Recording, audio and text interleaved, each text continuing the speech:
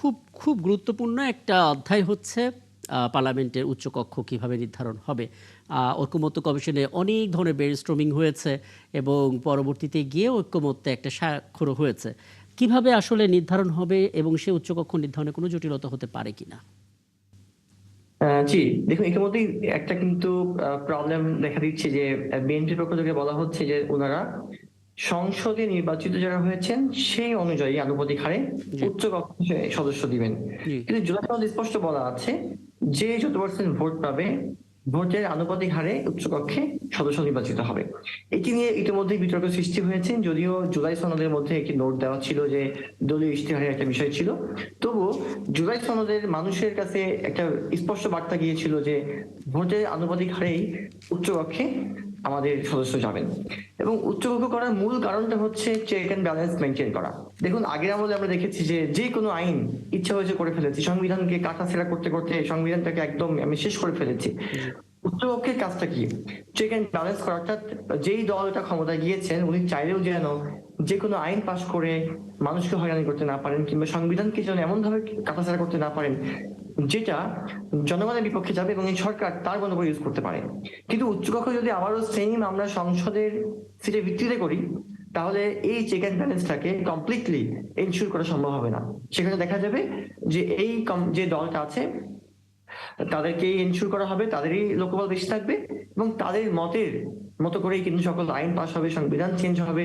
তখন আমাদের যে মূল আশা, জনগণের যে মূল আশা, এই আশাটা পূরণ হবে বলে আমার আশঙ্কা রয়েছে। সেক্ষেত্রে তৌফিকুল ইসলাম মিথিল, আপনি কি কোনো আইডিয়া দিতে পারেন যে যুক্তরাজ্যে তো আমরা এই কালচারটা, এই প্রক্রিয়াটা বহু বছর ধরে দেখছি, মানে আমরা কি কোনো মডেল ফলো করছি নাকি? আসলে দেখেন, উনি ইতিমধ্যেই কিছু কথা বলেছেন, পয়েন্ট আউট করেছেন। আপনি যদি দেখেন, যেমন এখন একটা দল নিরঙ্কুশ সংখ্যাগরিষ্ঠতা পেয়েছে, বিএনপি। এখন শুধু বিএনপি বলে কথা না, যে দলেই সংসদে আসুক এবং সংসদে যেন শুধু নিজেদের স্বার্থ হাসিলের জন্য যেন পার্লামেন্টকে ব্যবহার না করে নিজেদের আইন পাস করে নিজেদের মতো নিজেদের স্বার্থ সিদ্ধির জন্য কাজ করে, এটাকে চেক অ্যান্ড ব্যালেন্স করার জন্য কিন্তু উচ্চ কক্ষ যে চিন্তাটা এসছে, এবং এটা আপনি যথার্থই বলেছেন, যুক্তরাজ্য আছে। তা আমার কাছে মনে হয় এটা, আপনি দেখেন, একটা দল কখনো একদিনেই ফ্যাসিস্ট হয় না, দিনে দিনে সময় নিয়েই ফ্যাসিস্ট হয়। যেটা আপনারা দেখেন শুরুতে, আপনি যদি 96 থেকে 2001 এই সময়টাতে কিন্তু আওয়ামী লীগ ক্ষমতায় ছিল, কিন্তু আওয়ামী লীগের আচরণ কিন্তু ফ্যাসিস্ট ছিল না। পরবর্তী সময় 2008 থেকে যখন নির্বাচিত হয়, সাথে সাথে হয়নি, সময় নিয়েছে।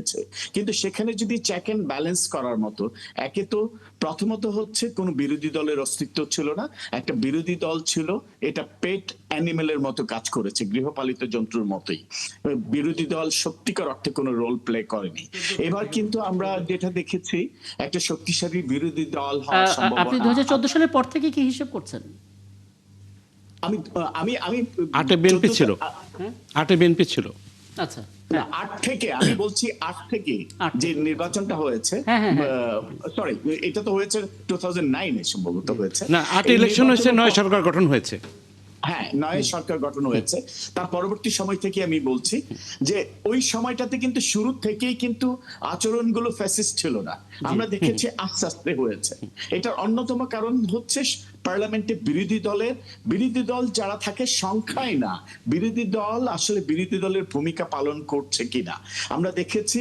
তার আগে কিন্তু বিরোধী দল ছিল, বিরোধী দলের ভূমিকা পালন না করে, মানে আমরা একটু বেশি পিছনে যাব না, কারণ অনেকগুলো টপিক হাতে রয়েছে। তো আপনি শুধু আমাকে এটুকু বলবেন যে আপনি নিজে কোনো জটিলতা দেখেন কিনা, কারণ এখানে অনেক সিদ্ধান্তের ব্যাপার আছে। আমার কাছে মনে হয় না, কারণ হচ্ছে যে স্বাভাবিকভাবেই যে জুলাই সনদ হয়েছে, এটার পাশাপাশি একটা রোড ম্যাপ আছে, এবং সবাই এই জুলাই আন্দোলনকে শ্রদ্ধা রেখেই আমার কাছে মনে হয় এই যে জুলাই সনদে যা উল্লেখ আছে সেগুলো বাস্তবায়ন হবে এবং বাস্তবায়ন করবে, এবং জনগণ কিন্তু সেটাই চাচ্ছে। সে আস্থা আছে বিধায় জনগণ কিন্তু বিএনপিকে রায় দিয়েছে। এবং সেক্ষেত্রে আপনি দেখেন, এই জিনিসগুলো যদি কোথাও কোথাও কোনো ভাবে ল্যাকিংস থাকে, সেক্ষেত্রে বিরোধী দল, আমরা ইতিমধ্যেই দেখেছি বিরোধী দলের একটা ভয়েস রেস হয়েছে ছায়া মন্ত্রিসভার ক্ষেত্রে। হ্যাঁ, আমি এটা নিয়ে একটু পরে আসবো, কারণ আলাদা করে অনেক কিছু জানতে চাইবার আছে আপনাদের তিনজনের কাছে। খাজা মঈনুদ্দিন, আপনি কিছু জানতে চাইবেন কিনা?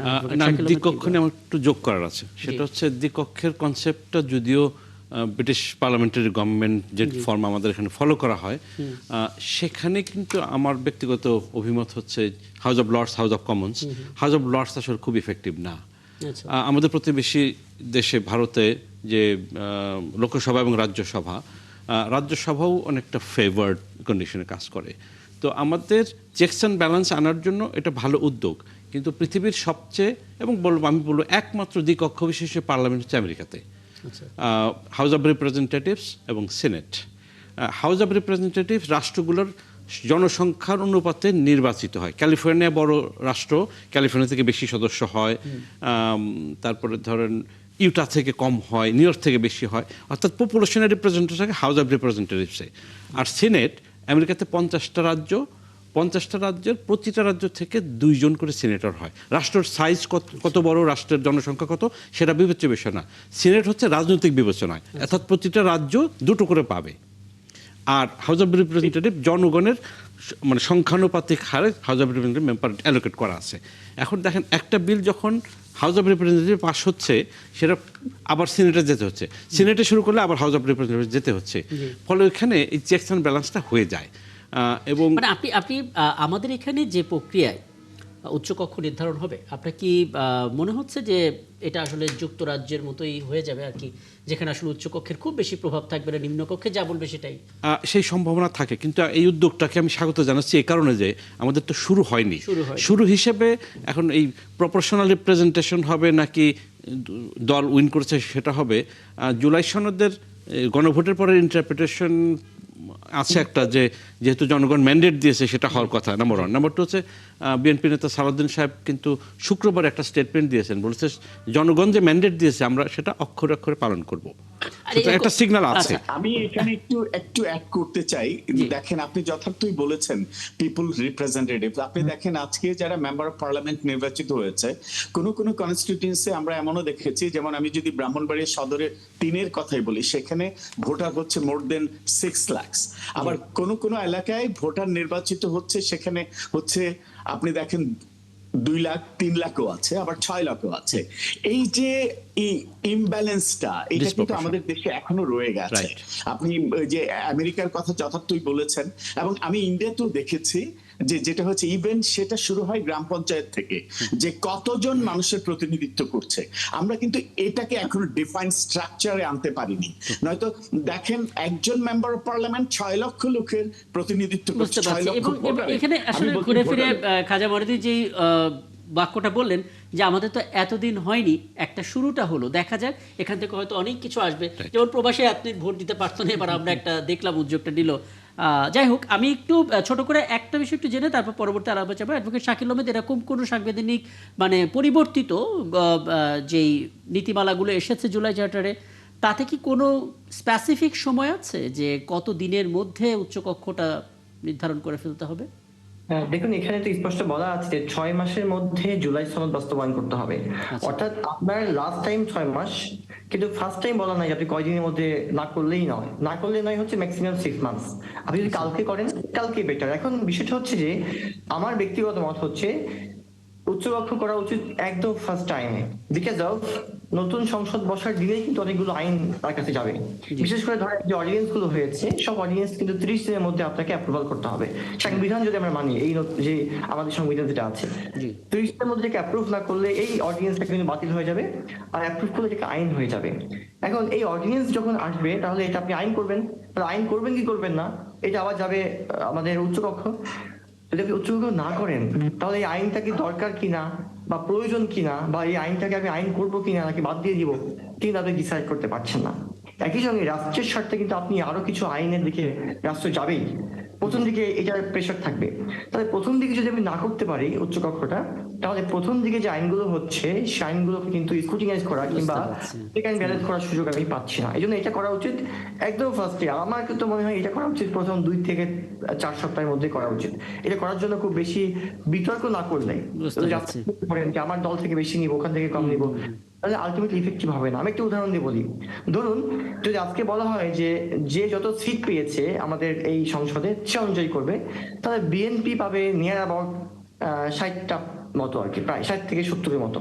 আচ্ছা, জামাত যে জোট, এনসিপি জোট পাবে 26টার মতো, স্বতন্ত্র পাবে 2-1, বা স্বতন্ত্র তো এখানে কোনো জোট নেই, সো এটা কম পাচ্ছে।